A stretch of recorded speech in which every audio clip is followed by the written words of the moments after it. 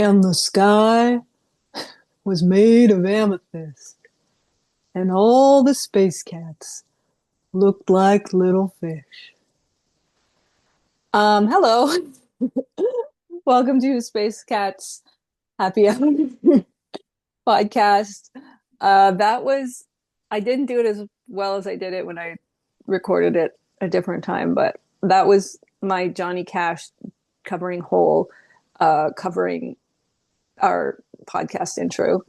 But it ended up sounding like the Friendly Giant or something. The Do you know the Friendly Giant? Or is that Canadian? big friendly giant or the friendly giant? The Friendly Giant. Oh, that I don't know. I know big Oh, friendly giant. super, super soothing Canadian show for kids. Oh, it's a With a, show. yeah, yeah. Um, with an elderly man and like two puppets, I think. It was Jerome Giraffe and Rusty Raccoon, and it was like just like it would only be about 5 or 6 minutes every time, and but it was like very, very relaxing for the nervous system. Anyway, some nice friendly giant energy here with us. Recording this on January 20, is it the 22nd? Okay. 22nd? Yeah. This episode we are calling Celebrating the Year of the Snake slash 2025, the blessings and the parts of us that died. So, um, I thought it was good to do this fun thing to do, but also like worthwhile because I think so many people have spent 2025 looking at that year through a very harsh lens. And so, um, yeah, I think it's always nice to have an opportunity for like a positive reframe for the old heart and well-being and stuff. So I highly encourage, if you're listening to this, join along. Um, like think about your blessings, think about the part of you that died, and if possible, like share it, say it out loud, record an audio note of it, express it in some form, write it down so that it's not just in your head, to really like get it out there. It's a very good practice. I've been learning that myself. It's like, oh, just get it out of the head, and it actually kind of clears the fog and stuff and brings it into form. Um, anything you wanted to, any updates or like any new? Well, you're drinking out of a beautiful new mug, Oh yeah. and My it's a my tea. my sister got this for me from her local bookshop, Serendipity Books, and I'm using it for my tea.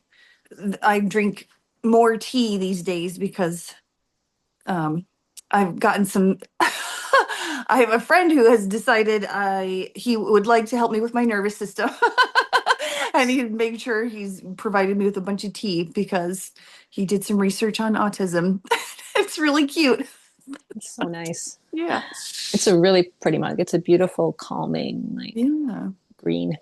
Yeah, and it's just like it fits in my hand. It's like literally the perfect tea mug. I was like, well, this Mm. is just all working out perfectly. So I'll take it.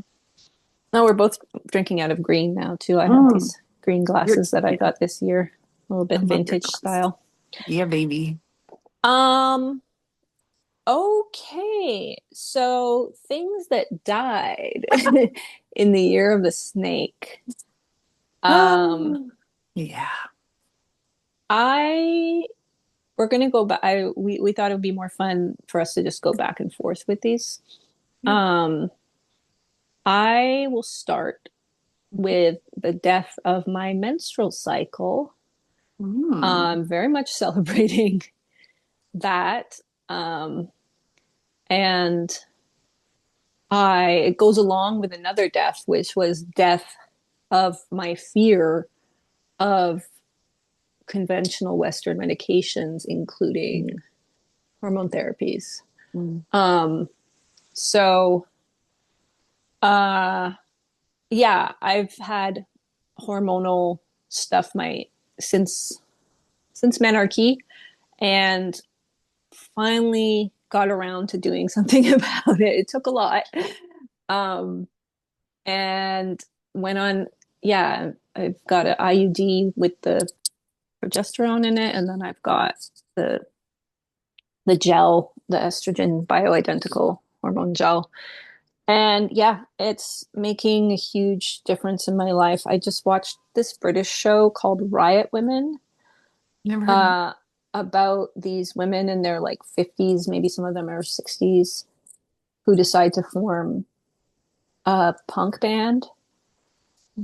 And a lot of it was like there was such a theme in the show, like a very overt theme of like get on HRT for menopause. It's like we don't need to. Anyway, that was like I'm not that's not the solution for everybody. And some people are far more better suited to other things like herbal, natural, and like beans. Everybody's on the beans talk is talking about how beans sort you out. Eating like, Any kind of bean or yeah, any kind of bean, and you eat like a cup. Uh, I forget. It was a lot of beans, so I haven't gone down the route that far. I think it was a cup of beans twice a day. oh my. So people are like air frying them or stuff like that, but it Oh, does all this amazing stuff for your gut and stabilizes your blood sugar, but it's also really, really good for your hormonal balance. So if nothing else, try beans. Even if you don't start with 2 cups a day, just start with, any amount a day and maybe build up. But yeah, bean talk. But anyway, for me, it's been hormones and antidepressants that are getting me together. And I have a lot of opinions on our menstrual cycles and our reproductive autonomy, just like energetically, and whether we even need to have periods to the extent that we currently do, or any of the stuff. Um, and I 100% believe in complete sovereignty, reproductive sovereignty that comes from within, not from without. But something coming from within can be supported by tools from without, from mm-hmm. the external. Anyway, Yeah. so that's a couple of my deaths. Got our little Tim Curry mascot coming in the house. She's, of Hi, course, baby. as soon as I want to record. She loves to be part of the recording. She's so She cute. really She's does. Sit she's on a my lap. pastel tortie. Pastel Torty. Yeah, baby. Wow. I don't even know where to start. So much is because I'll just say the first thing that popped into my head was the death of myself that thought I was not worthy of blessings. So I guess it kind of ties into to both because man, the amount of I don't know, like self-worth. I'd already gotten to an amazing place where I love myself and all that stuff. It's not like I was starting from ground zero here, but like I reached whole new levels of believing that I am worthy of love and that, you know, it's okay to be soft and receive. And that was a pretty hard, long journey, but like it's worth it's totally worth it because I'm like living my best life here. But yeah, and I don't even know if there's really that much to elaborate on because, like, honestly, the death of the self that doesn't believe you're able to have blessings. I'm like, okay, that's yeah. Um, that was a big one. Yeah, that's huge. And like, yeah, the support that's come your way is just so Mhm. nice. That's a big, big death. Also, I forgot to mention that when I mentioned the Riot Women show, that the song that I was singing, the whole Mhm. song, Violet, that's like the constant. I forget there's a term for it, but I can't remember. But the constant song of the show, like it comes back over Uh, and over and over and over okay. again, is that song, which is why I suddenly was doing a Johnny Cash cover of it to amuse myself. Um, but yes, okay. Anything more you wanted to say on that one? Oh, I think that's good. It's so multi-layered. It's like, okay, It's huge, yeah. just leave it. Um, I also had death of my entire physical body. Very extreme and intense. Don't recommend it. Don't recommend going that route. But I did. Uh, and um, you know, it was to that place where it was like literally everything else, like nothing else mattered beyond my physical and mental survival and well-being. Um, so it was like literally every other thing, external thing was just like so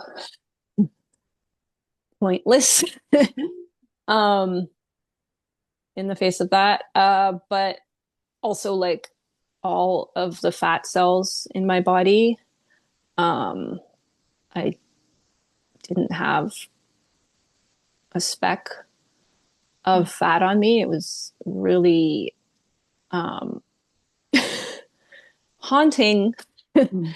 for my poor partner to look at. I tried to, Oh. I'm not saying this was the best approach either, but I did my classic thing where I tried to not show it when I was at the worst to anybody else because it was so scary looking. Um, but um, I had a reframe on that in the fall too, that it was like this radical uh, cure that I went on to like break my body down and then rebuild it from scratch. And an intuitive friend of mine Oof. was telling me like trauma is stored in the fat cells, and like Oh. baby, every one of those fat cells died trying to keep heroically trying to keep me alive. Mm. um so Damn. yeah, and like out of that came more. I was already experiencing body upgrades, like especially around the beginning of when I woke my consciousness expansion, whatever. All the words sound trite and like overused now. When Yeah. that started, like I was suddenly in this place where all my aches and pains were gone, and I just felt really light in my body. That lasted a while. It was really great, but then, yeah, then like all this integration happened, and various energies moved through and all sorts of stuff that had physical implications.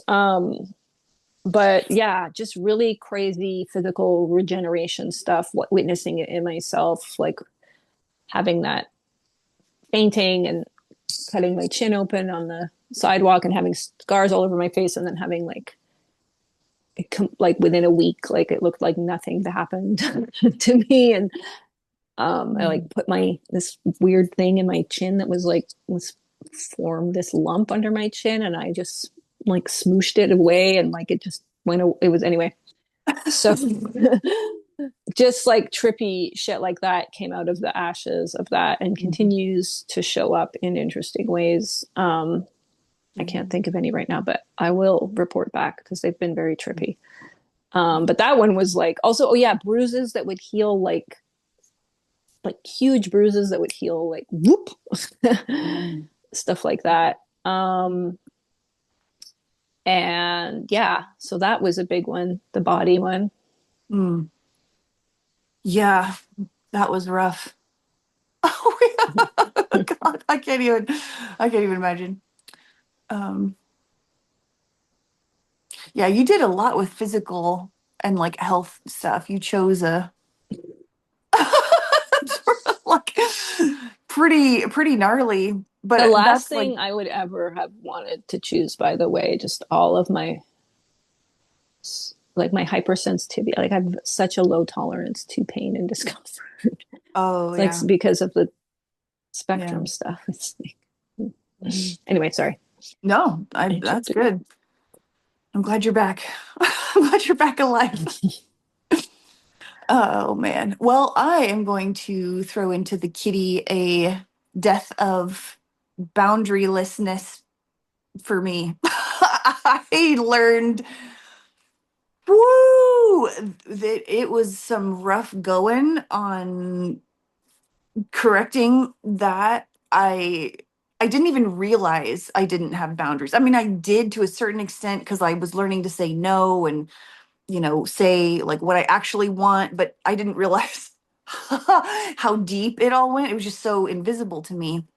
And I had some pretty clear examples through conflict and all the stuff that's been rough about the year, but it like shook something and something like broke. It was like a bone that had been set wrong and I had to re-break it and set it. So at least it's set now and I feel so much better.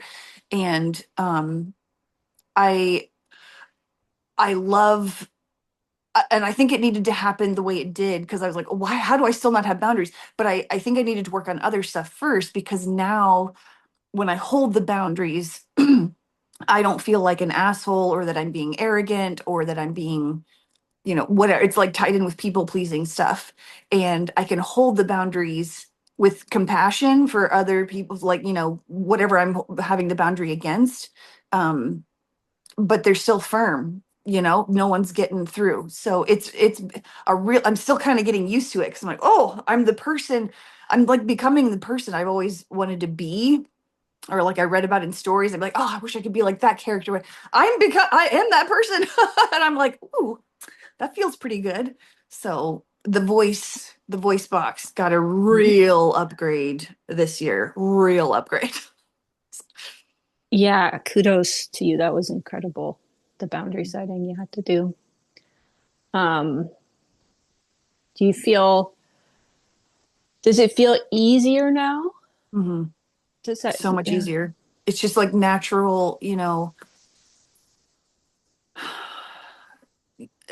yeah, I just don't let things in. I don't know. It's just really nice. And I feel relaxed about it too. It's like maybe that's tied in with the naturalness. It's like, oh, that's how I'm meant to move through the world. And I was kind of not for most of my life. that's So, fucking fantastic. mhm. Yeah, I mean that whole experience, that physical thing was also about setting boundaries. Like um I was just kind of letting the experience just go further and further into this extreme. And I really needed help to stop it. Like I really needed encouragement and help from my loved ones to help me be like, no, you're gonna die. Like I knew I wasn't gonna die, but it's like we're showing you like you're on the brink of death. Like you gotta like get something to Mm. um so yeah, the boundaries thing um was a big part of it for me too. And I also, I mean, I had already done so much stuff with boundaries. I still find it, there's things that I'm finding easier, but boundaries in the moment I've been working on, but it's still like, uh,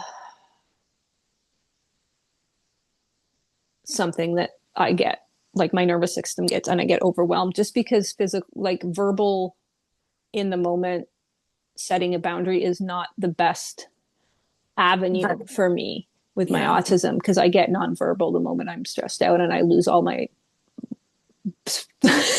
thinking faculties and stuff. And so it's usually like more like a process where I have to come back afterwards and set boundaries like retroactively or whatever, which is fine. Yeah. Another thing with that whole experience and beyond that has died.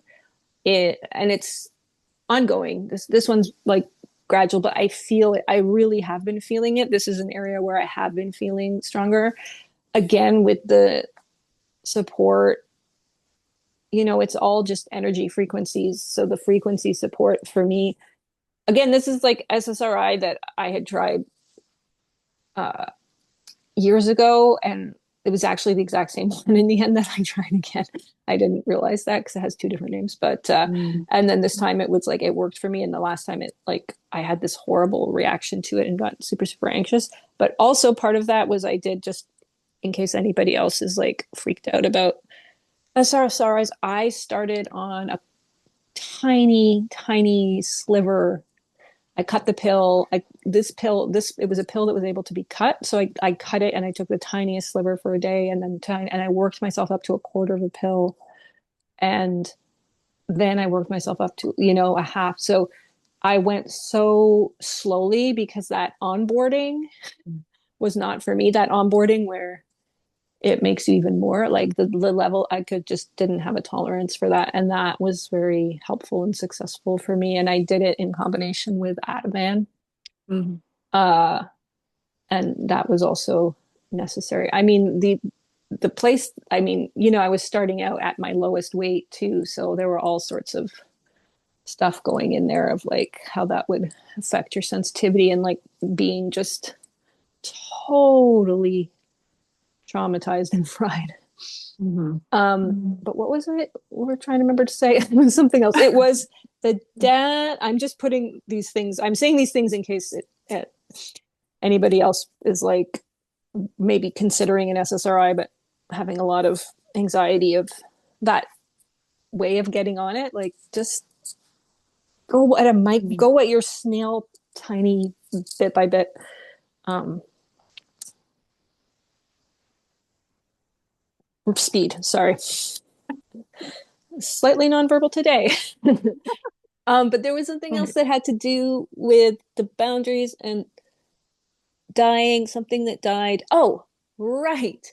Was having my self worth be, and also my quote unquote spiritual progress be in any way dependent on the events happening into my life, what was happening externally, my loved ones, my physical well being, that stuff I had gotten into, or I had always just been somebody who does the thing of like, oh, you fucked up, like everything. Oh, you fucked up, you fucked up.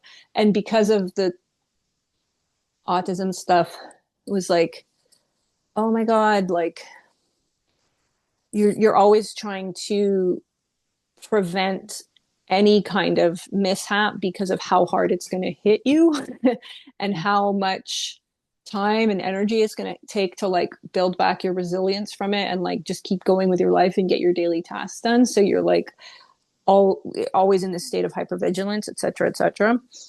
um so I had that since I was a kid. This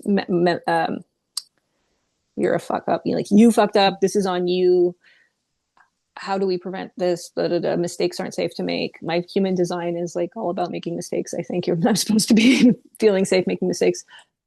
Um, so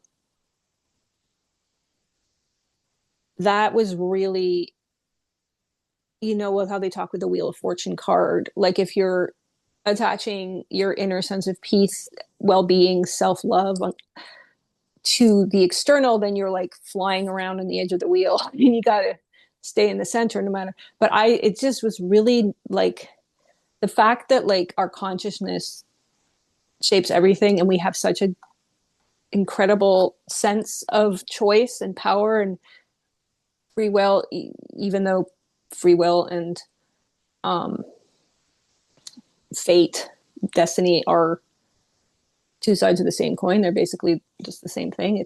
That's the beauty of multidimensional reality. You don't have to have either or whatever.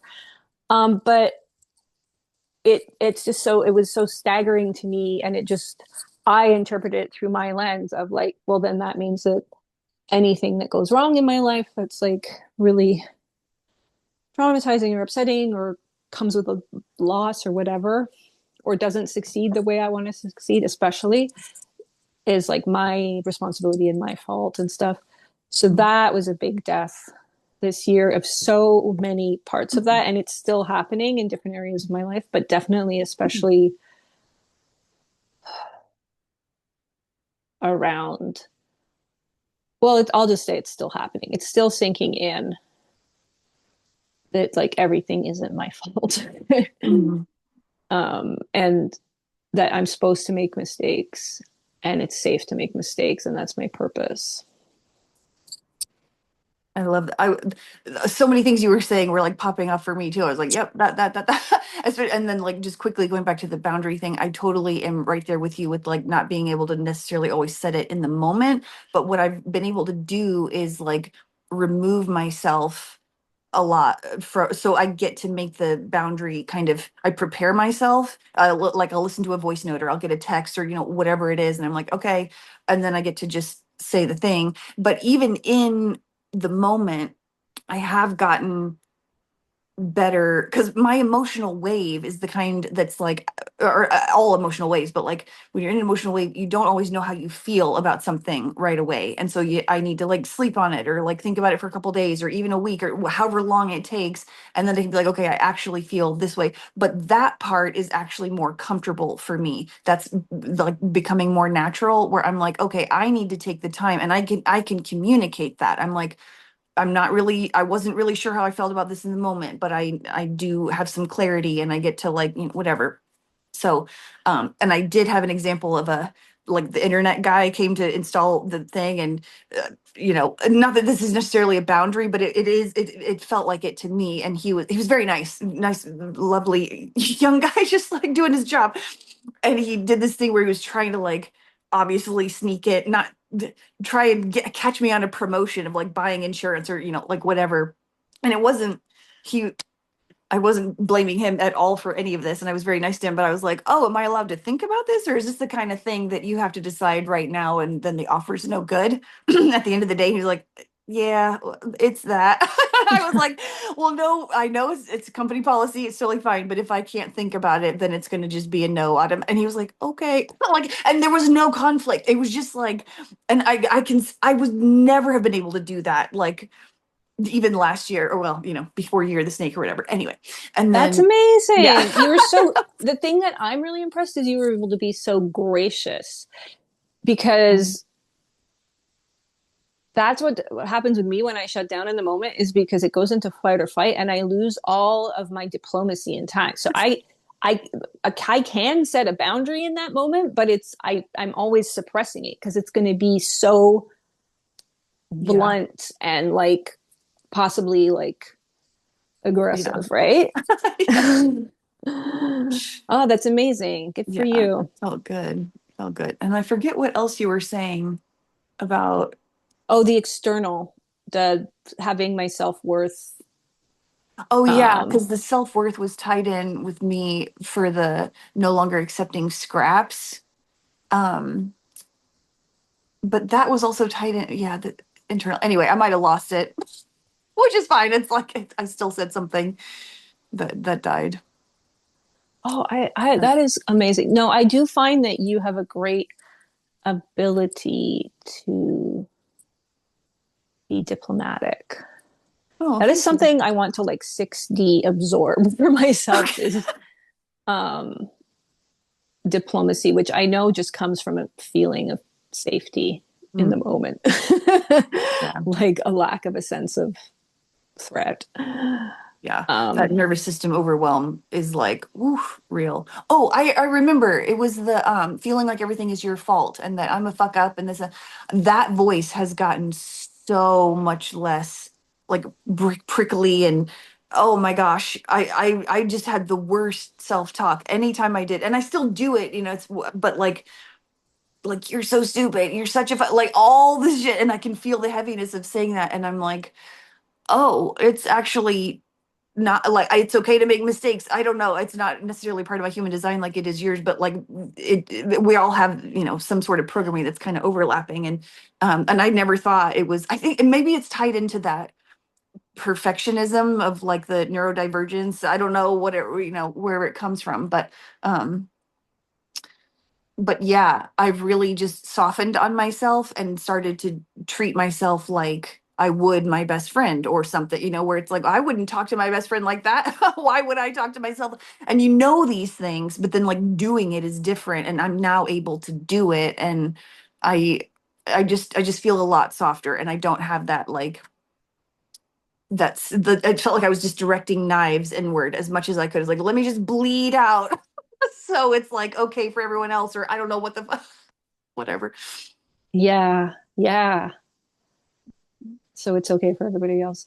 I mean, this is also something that's in progress for me. And I'm like, I'm at the point, things are just dying and I'm just trying to rest, and Yeah. they do still come up, but I've tried it when they come up, give them as little engagement and like Yeah. introspection and stuff as possible to like take my energy away from that process of like always healing something or like Yeah. whatever. Like now it's like the year of the snake, so it's like always shedding, But the masking is something really interesting. I don't know, something that I was thinking about with the masking. Um, oh, I'm also going to say again something that might sound contradictory or paradoxical that's been dying for me this year is uh, whether autism is like a helpful tool for me to keep considering myself through a helpful lens, or like if it's gotten a little too calcified and turning into identity thing for me. But I'll get into that later. I'm going to stick with my original. I'll not go off on a tangent, which was that. Um, Now I have to remember what the original was. Yeah, what was I talking about? I was talking about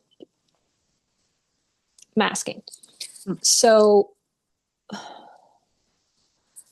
I've had a really hard time with the authenticity thing. And even knowing through my own inner knowing and stuff that came through and things I learned through human design and stuff as well, that I am meant to straddle, I'm meant to like embody paradox, straddle different perspectives, multiple truths, all of that. It's still like, I think it's just like a natural way that I liked my soul or whatever energy likes to be like in flow and like have that flexibility and not, it's always been very straining for me to like stand in one truth only and be like, this is the truth. Um, but even though that's the case, that's actually like my natural comfort zone, like I'm so uncomfortable straddling as well and like putting that energy being public about my straddling because it always has felt like no matter what I'm saying, I'm never authentic, fully authentic, because I also believe something else beyond that or that encompasses that or that's opposed, Mhm. Um, and that for me ties in with masking, just masking so many aspects of myself since early childhood again, um, including expressing like my opinions on things and my views, but also just my natural responses. Again, coming from that, like I've always had the programming of like, I'm abusive, I'm a horribly abusive person. That was hilarious. She just showed her butt. She scared the shit out of me. She jumped. I didn't even know she was up there until That's she. so funny. Anyway, Tim Curry for the win, guys. Sorry for the interruption. Yeah, well, showing your ass, right? Like I've been totally um afraid of showing my ass and like Mhm. I've so that's also why I'm so uncomfortable with the concept of authenticity, because there's nothing feels authentic to you when you've spent your whole life masking everything Mm. and like trying to suppress and control every natural reaction you have. Because like naturally I would put my foot in my mouth, and I have, but like if I wasn't constantly self stopping myself from speaking, I would be constantly putting my foot in my mouth. Like I would be that ADD person that's just like, you know, um, and and so it's very stifling. Yeah, Like it is. you're like squashing down anything natural that comes Yeah. out of you. Um, and so I feel my masks have been dropping, but it's still like, ooh, it's just I just still, that thing of being perceived to me is so uncomfortable, especially it's because once you've experienced a certain amount of linear time in your body with your experiences and your stories about yourself, it's like, and you've had all that time behind you masking, it really feels like you're like pulling your dick out and waving it at people if you stop masking, right? Like just Yeah, like it's just good point. it feels so extreme to me, because the quote unquote real me includes there's it's always these parts of me that are getting repressed. So there's parts of me that are like really blunt and like very aggressively assertive. Mhm. And Mike gets to see them, but that's pretty much the only person that gets to see them, because we live together and it's just Mhm. impossible to keep up the thing. Yeah. But there are parts of me that are really trickstery. There are parts of me that are, yeah, or like say are willing, like will say and think things that are extremely out of step, and like would be like, I don't know, political, I don't even know if that's a word, but like would just express a thing that was like completely out of step with the current thinking, and therefore might be upset somebody or trigger them or be controversial. And I'm all of Same. that still, I try to put some of it out on this podcast. It feels like a really special safe place where I just, Mm. but yeah. So the masking, it's coming off, but boy oh boy, that one's like, woo. Yeah, I've been going through a similar journey of, yeah, it's just a, yeah, unmasking is quite an experience. And I love how you said like nothing feels authentic because you're so used to repressing everything. I totally, totally resonated with that. Um, but I am getting better at, or like I'm satisfied with where I am in the ways where I don't even know how to say it. It's like I'm saying what I really think, and I'm finally able to balance the bluntness that I know I want to say, like the truth, but I can wrap it up in not something palatable. I don't mean it in like a people pleasing way, but in a way that like lands for people that doesn't feel like and so because before I would communicate and I would be too beating around the bush, two people, I would be like, well, let me just say the thing, but not say the thing because I'm going around it to be nice and to feel it's like, wow, all the energy of trying to figure out how to people please with that is not. And so what I do is I put myself in it's like it's a combination of like I take what I think I want to hear from myself or whatever if I were that person or if I were in that similar situation and also taking what I know about the person. So it's not like I'm just saying one thing because like that's what I want to hear. It's like, okay, I know this is the concept I want to say, but I need to, anyway, I'm really loving the unmasking part because now I can just kind of be more honest, I guess. Not that I was being dishonest before, but it always just felt like I wasn't quite saying what I actually meant. And now I can. I'm working on it. It's not,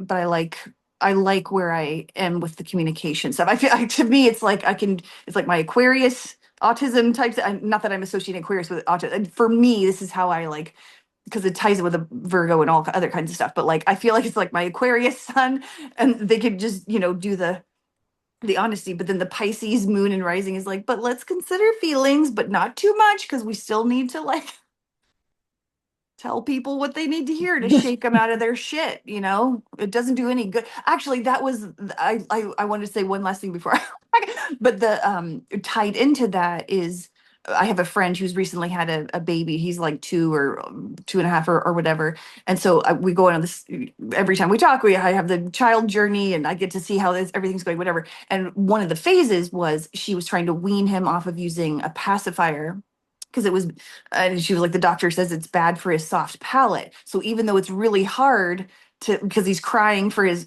pacifier, she's like, but it's bad for your soft palate, and so I have used that as a helpful tool for me. Like, if I find myself trying to like take on other people's pain, like I used to do crazy amounts, and just like toxic empathy and all this stuff, I'm like, but it's bad for their soft palate if I do this, or it's bad for that. So Right. that really helps me, just like, oh, I don't have to, they have to deal with their shit, but I can still be compassionate. Just, I think it also ties it with the boundary stuff too. So anyone needs a phrase, it's bad for their soft palate. That's a really good phrase. That's so helpful.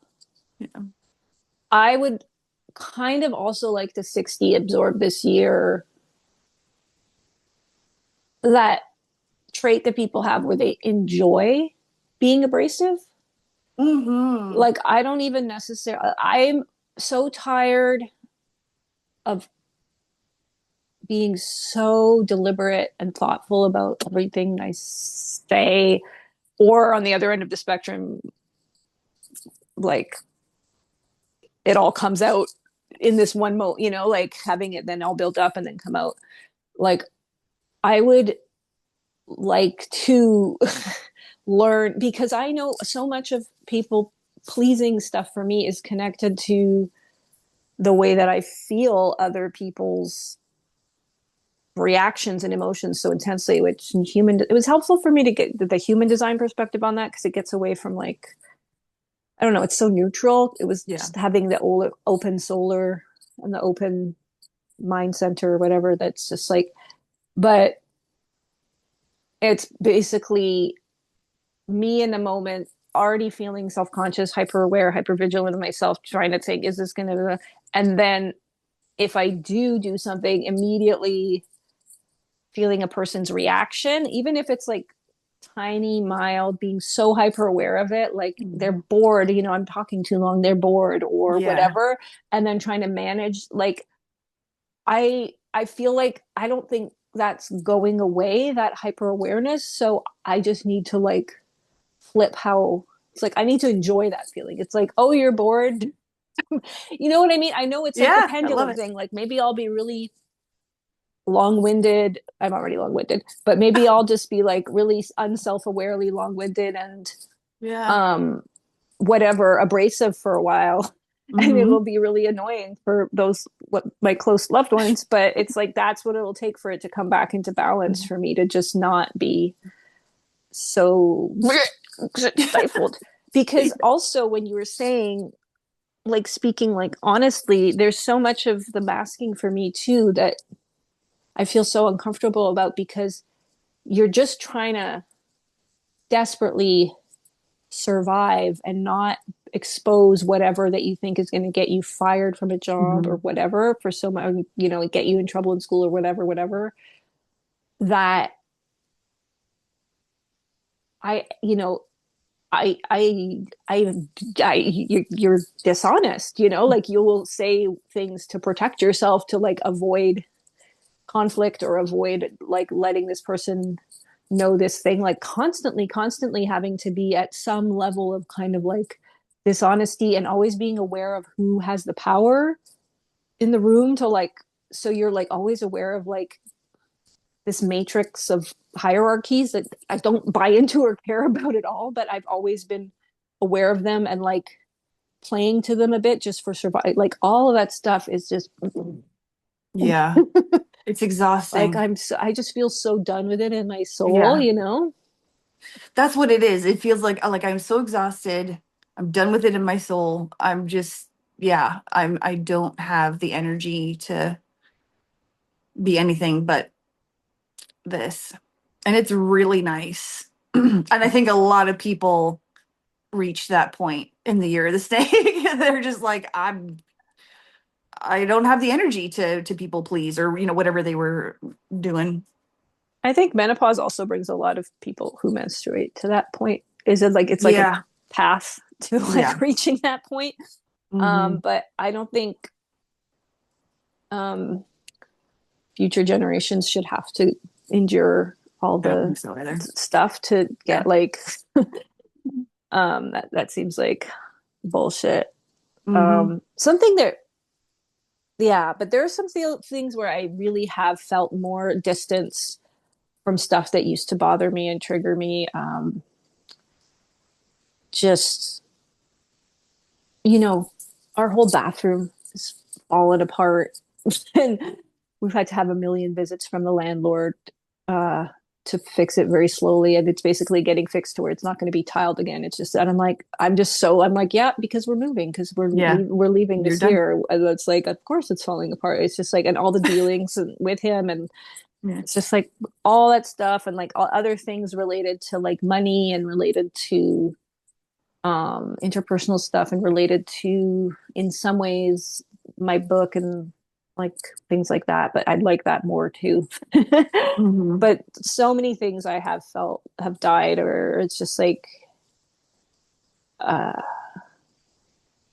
they don't have that, they're not draining me anymore in that way. It's like, and Nice. even though I have historically had this tendency to ruminate and stuff, it's like easier for me to be like, okay, that's if it comes up to be like, okay, but we can actually just switch over.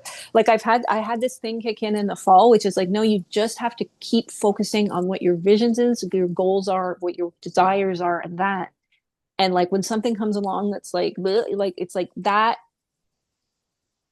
just your attention is required elsewhere, so you just have Hmm. to focus on the next thing that you're like excited about, even Yeah. if it was just for me a lot of, I mean, I would barely did anything, and I spent so much of the first half of 2025 at least just in my bed, alone, not able to meditate or anything. So when I was able to like make art again, that was one of my first huge blessings, was just like art, Amen. physical art, and like making things and craft just Mhm. coming back in this huge way. That was one of my first like just huge blessings of the year. Yes. Exploring, learning new ways of making art, discovering new ways of making art on my own, like Hmm. cannot express how satisfying and incredibly like helpful and joyful and wonderful and healing that was. Awesome. Yeah, when your art came back, I was like, oh, here we go. We got the spark. Yes, Yeah. baby. So nice. Yeah, the art is so Also, healing. I had previously had the thing where when I was in periods of depression, I would be very creative. And Mm. this was like the opposite. It was like when I came, like sometimes with creative people or whatever, they associate their creativity with depression and stuff. So this was the opposite. When I was in that cycle, I couldn't do anything. I couldn't think of it. And so it was when it lifted that I was able to create again. Um, Nice. yeah.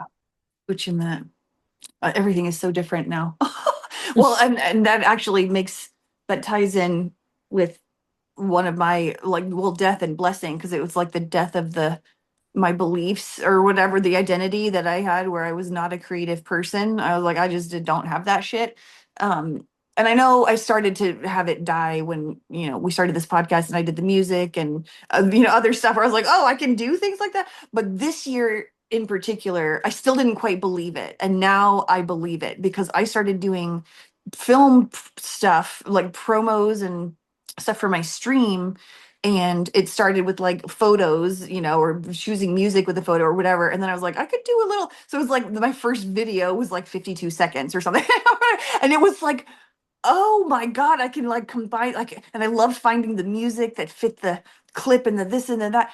And I only got a few months of that juice because that was the energy that we're actually moving into. Like, it was Saturn and Neptune, both that were in Aries, and Uranus was in Gemini. And that energy kind of, they did retrogrades back into a different sign, and so now they're going to be fully into those signs this year. Like Saturn and Aries, Saturn and Neptune are going to be in Aries together Yeah. February 20th. So like it's a little bit of a couple weeks here and there, but then they're going to be conjunct on that. So I'm just like, I can feel the fire coming back. It's not quite, I don't have like all the, but the projects that I'm going to be working on this year in particular, it's gonna bring more of that. I can feel the creative juices, like video stuff and music and the stuff that I was already working on. And so now I feel like, and that was a huge blessing. I was like, I didn't even realize I could get so high off of doing this creativity stuff. I just never have done things like that. All I've ever done creatively, or, like if my friends are knitting or whatever, I'm like, oh, I'll learn how to do. And so I do it with them, and it's fun while I'm doing it with them, but then I don't, keep doing it. I don't have that. So I just need to find my thing. And you're such a good cinematographer and editor and director.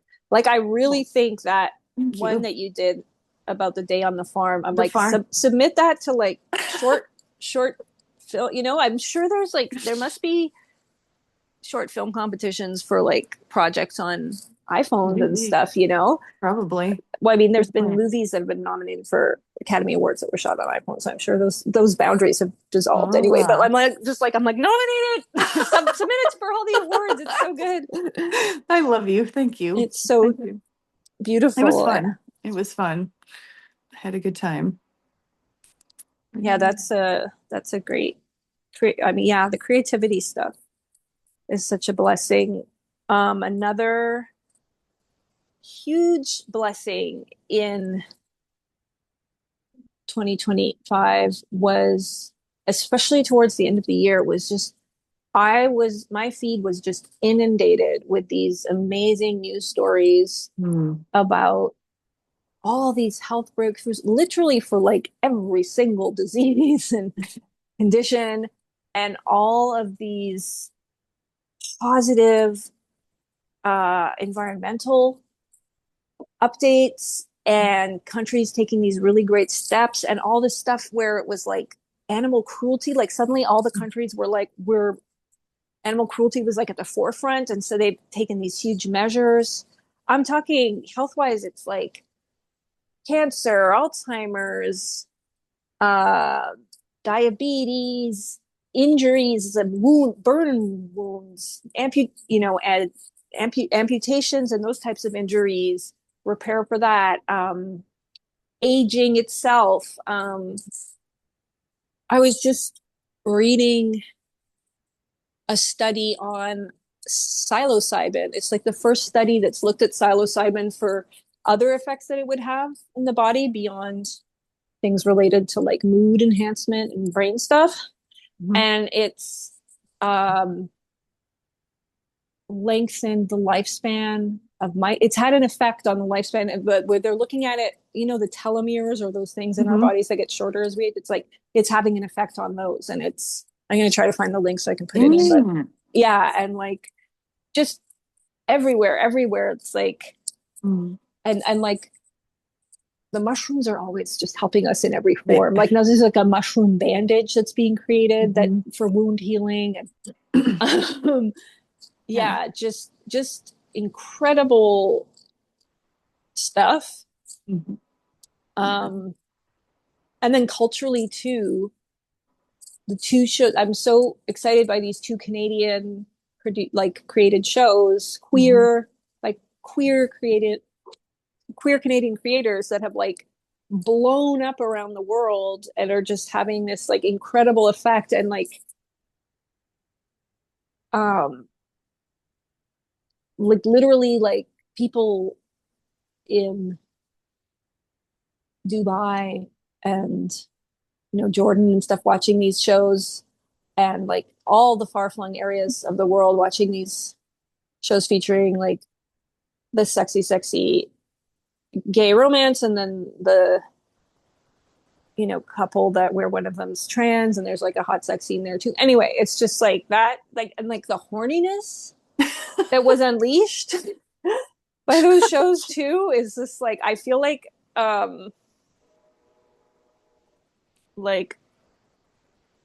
especially people,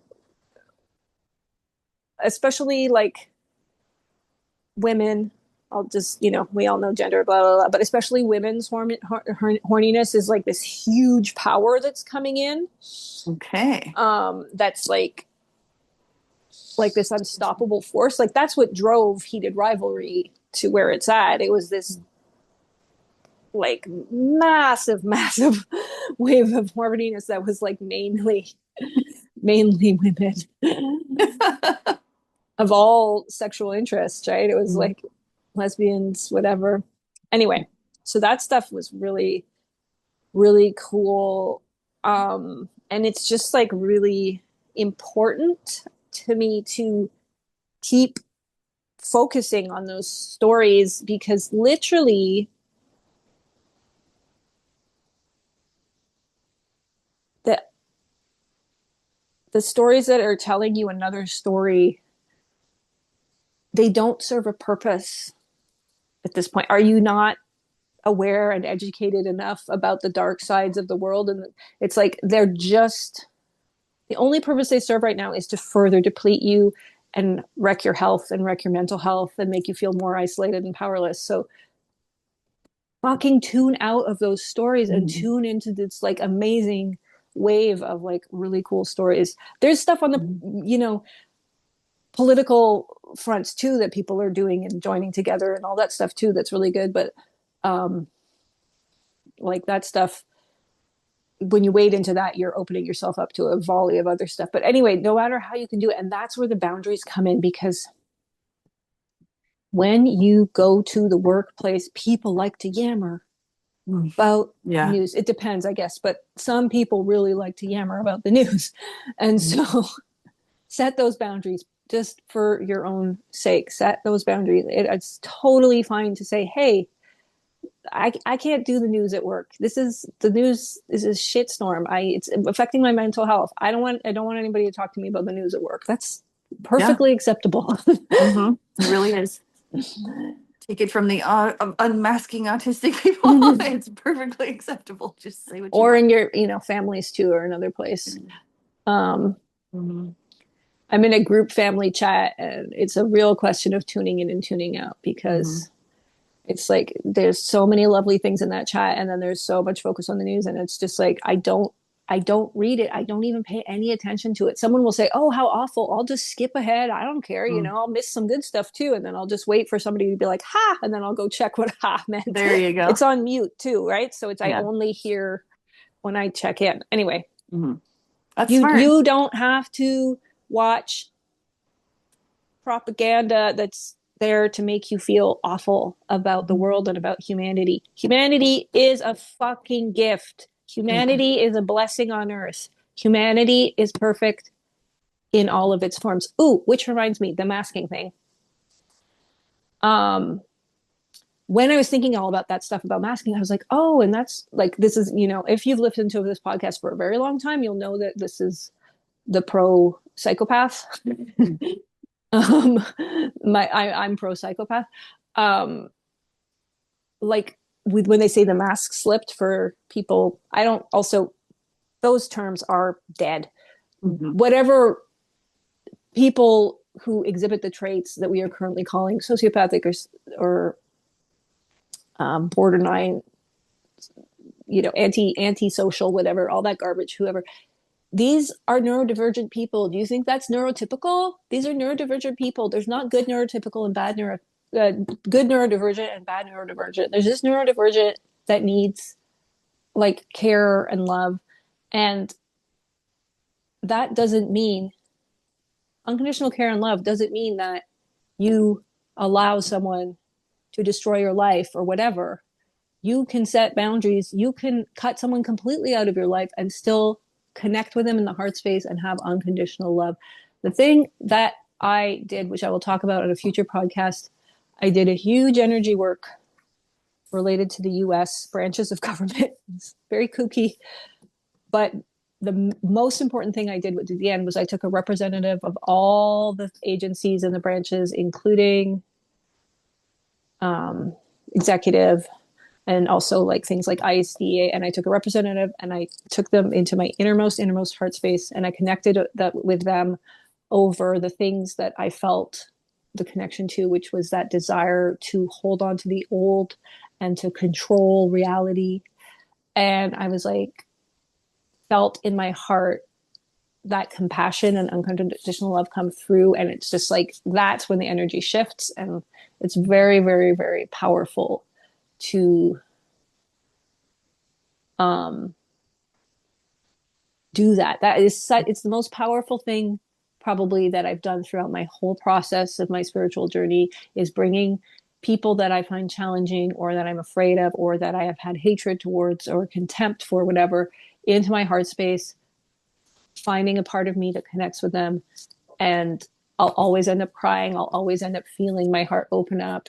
And it also is like, it restores the power balance too. Like, you're no longer putting them in charge of your power. You're no longer putting them up in this place where they don't actually, that's the illusion. That's the illusion, is that they hold power. They really don't. Okay, I really went on a rant there. That's amazing. Oh my gosh, no notes. Bravo. uh, any other blessings you care to share? I think discovering that I was the Midnight Diner was pretty fucking epic. And it came with a death. It came with, the removal of my home and the dream and all the fucking things. But losing that, and I don't know, it's like losing that brought in all the love, and the including the self-love, because I was just like sitting there like, I am a loser, I got nothing, what the fuck, I can't even do anything right. I knew, it was, and I told the story on the podcast, so it's not like it's not whatever, but like I knew I was in a good mental place about it. But also the programs come Right. up and you process, all the things. And so I was like, oh, this is not okay. But then like taking in the fact that it also ties in with, oh, actually this will be a good little tie in with my last little death blessing thing, which is the death. I'm going to say the death of fear, because like it's not like I don't still experience fear, but my former relationship with it, or whatever, and how part, like losing this thing, because it was about destabilizing my whole nervous system after losing that house, after the farm and all that stuff. It was like just like remapping a sense of safety, and I just felt like I didn't know where I was. It wasn't that I wasn't grounded, but I was just like, I'm not okay right now. So the body has to like figure shit out, and I didn't like disassociate, but I sort of disassociated. I just like needed the quiet to do the remapping or whatever. And part of that has been tied to my scarcity, lack, financial stuff, where I've been like, I need money, blah, whatever. And I know money is not abundant. I mean, it is part of abundance, but it's like there's others. And I knew that I was exploring the different forms of abundance by not having money. I knew all this stuff, but like I still felt all this fear all the time, fear and anxiety in my body over this stuff.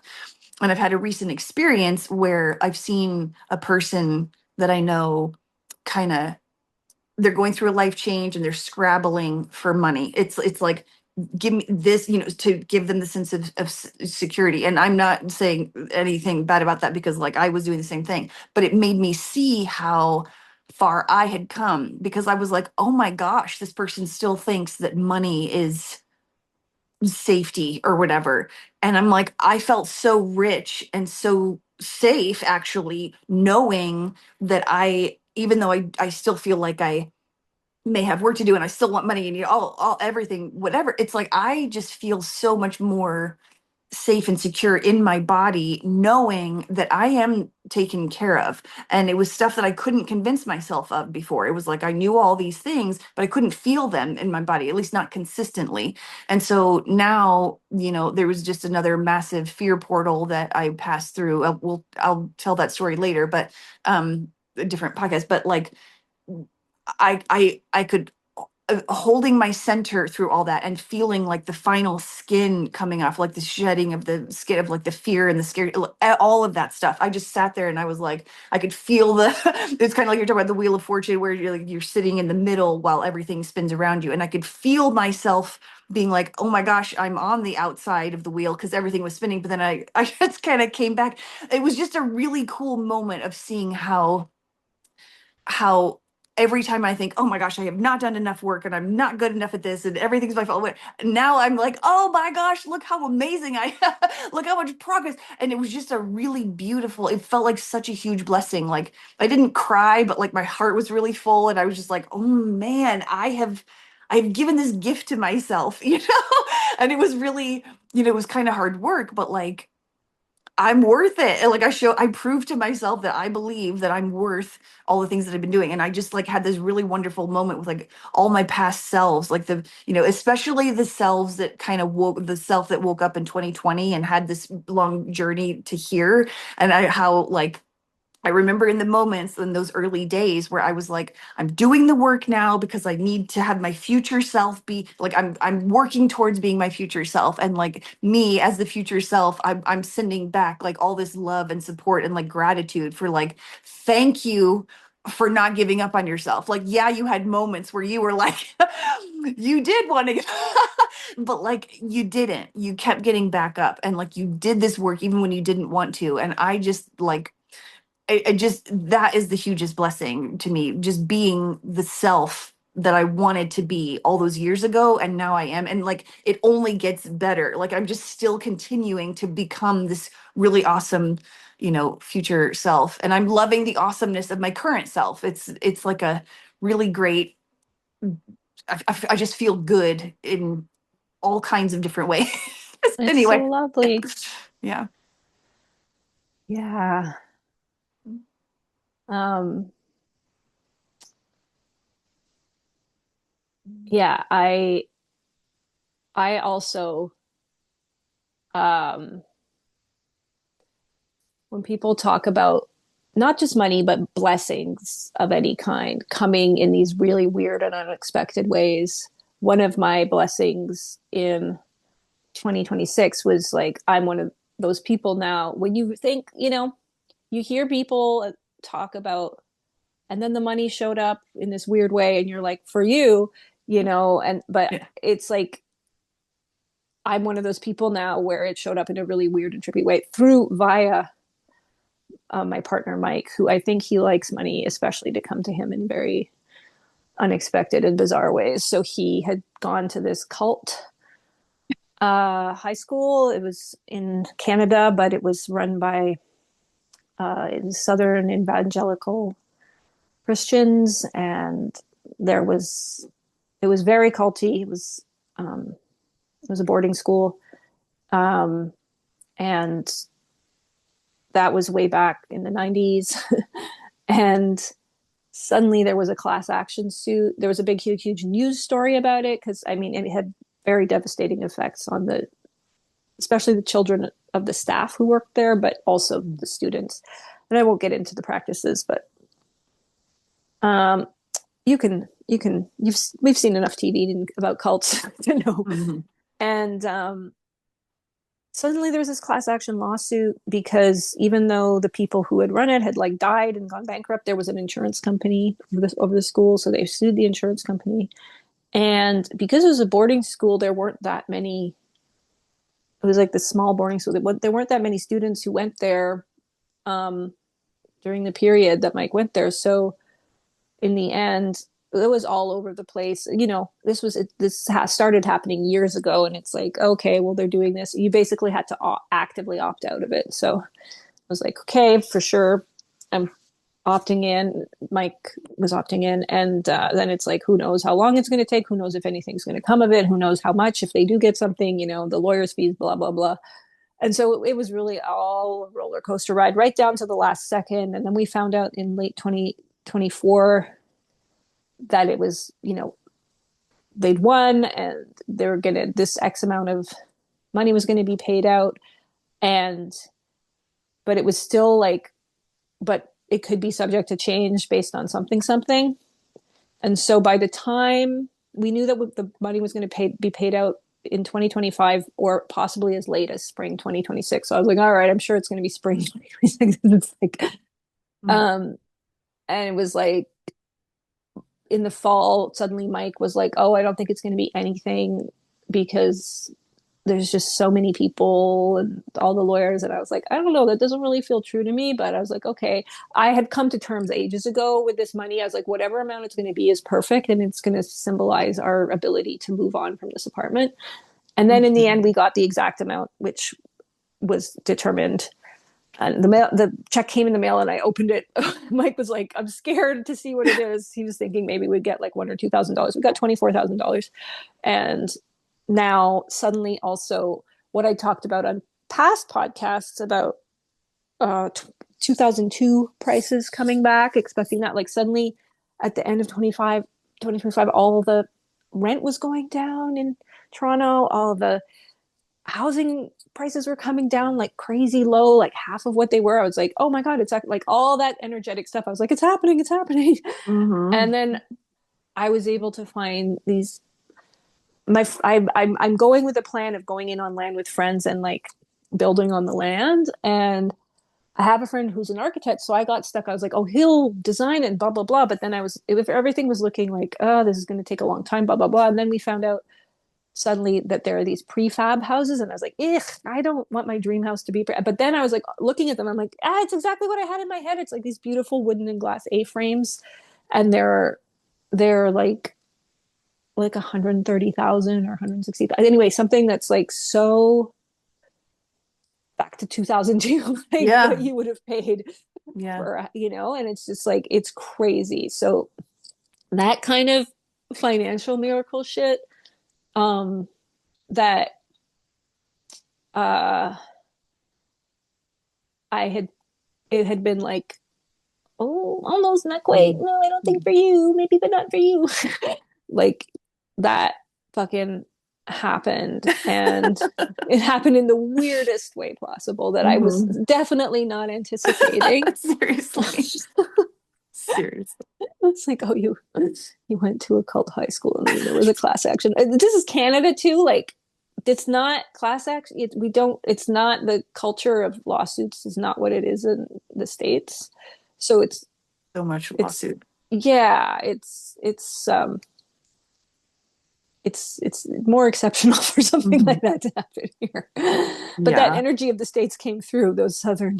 Mm-hmm. Anyway, all love to the people um, that really had terrible, terrible Yeah. experiences there. That is crazy. Yeah.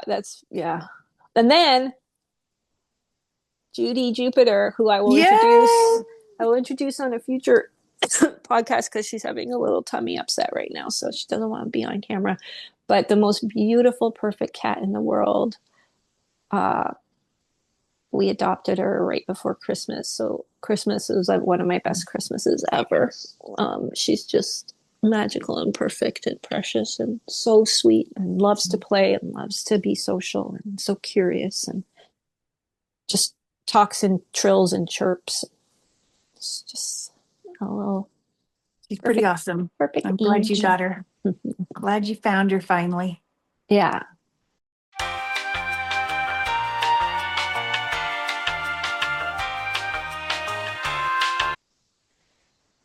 Hello. We got cut off at the end of our episode, so we just came back. Now it's February 6th, to just close out the episode. And I also wanted to show you guys Judie Jupiter for those watching the video. See how adorable she is. And So beautiful. she's up better. So I'm really Good. happy about that. And we were just wrapping up saying that, yeah, the year of the snake was a year of extremes. And I just wanted to say that, yes, the year of the fireworks is going to have some extremes as well, as we can already feel. But so much of what's happening exactly right now, I saw happening back in 2016 it actually is what sent me into my dark night of the soul, and I didn't realize it was like a vision of the future, but everything, including the Canada US stuff and the 51st state. Like I literally remember dragging my partner Mike out into the street and being like, he's going to want to make Canada the 51st state, and I all remember these you talking things. about that. Yeah. Yeah.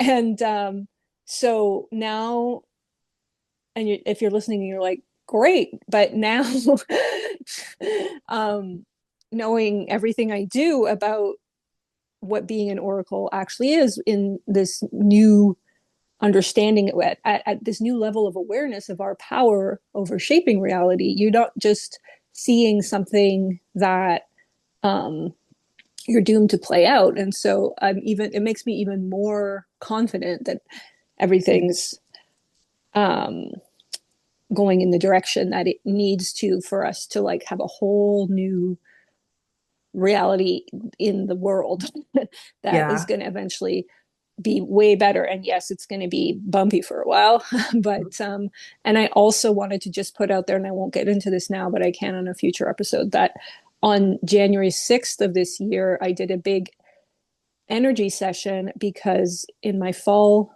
oracle, it had talked about embodying your inner monster, and my inner monster had a lot of destructive energy that it wanted to send towards the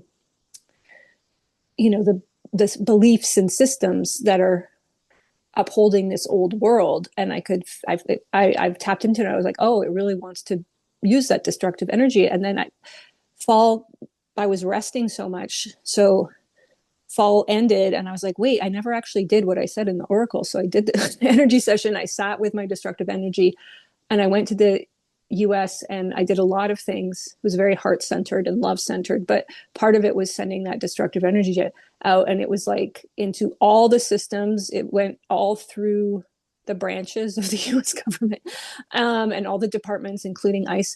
And I believe it was either the next day or 2 days later that the events transpired with ICE that were obviously horrific, but are like now leading to the downfall of ICE. Mm-hmm. And so I want to talk about that in the future. Like it's like things are really happening at this point on Yeah. February 6th. I mean, everything's crumbling, and it's just really interesting. So I feel like I just did this huge reality shift into the world where it was like, no, we're doing this now, and it's accelerated, and it's all happening, and like literally everything is collapsing. So Yeah. sending everybody a lot of love, and I feel really positive about where we're headed, and Me too. I'm not feeling afraid, and I'm in fact going to the States next week, and a surprise trip that my friend proposed, which is, I felt that my energy had to be in the States, so I'm going to go to the States. I'm going to be in Palm Springs, so I will be reporting back from the other side of that. But that was So, everything I just wanted to button on. and we got Judy. She looks like a little dragon in so many We forces. got a little Tim Curry here too. She jumped up. Let me see if I can. They are kitty cousins. They're both tortoise shells. Kitty cousins. And Judy is a dark tortoise shell, and Tim Curry is a pastel tortoise shell, and they're so cute. They're Yeah. both so adorable and perfect. So We that's love them. all. Just wanted to send some good vibes out about all the Mhm. chaos, that it is like necessary chaos, Yeah. instead of going the excruciatingly slow route. Mhm. we're on the fast track now. Yeah. Thank And goodness. But also, yikes. you know, do everything you can to just protect your nervous system during this Mhm. time. Just because the chaos is unfolding doesn't mean you have to glue your eyeballs to it. Yeah, One point. love you guys, and talk to you again soon. Bye. Bye, bye, fellow space kitties.